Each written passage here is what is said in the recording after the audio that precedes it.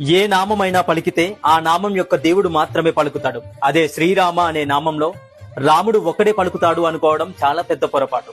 శ్రీరామ అనే నామం జపిస్తే 6 దేవతలు పలుకుతారు. అది ఎలాగో చూద్దాం. రామ అంటే శ్రీరామచంద్రుడు పలుకుతాడు అని మనందరికీ తెలుసు.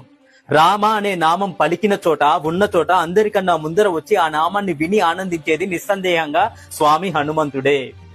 శ్రీరామ, శ్రీ అంటే మాతా లక్ష్మీదేవి, రా అంటే శ్రీ మహావిష్ణు. ఓం నమో నారాయణాయ అనే మంత్రంలో నుంచి రా అనే జీవాక్షరాన్ని తీసుకున్నారు.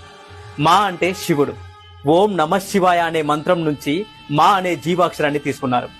శివుడు హనుమంతుడి రూపంలో ఈ భూలోకానికి రాముడికి సేవ చేయడం కోసం వస్తున్నప్పుడు మాతా పార్వతీదేవి నాకు కూడా ఆ అదృష్టం కావాలి అని అడిగిందట. అప్పుడు శివుడు ఇలా అన్నాడట, ఈ అవతారంలో హనుమంతుడు బ్రహ్మచర్యాన్ని పఠిస్తాడు కాబట్టి నిన్ను తీసుకువెళ్లడం కుదరదు దేవి పార్వతి అని అన్నాడు మహాదేవుడు. అప్పుడు మాతా పార్వతీదేవి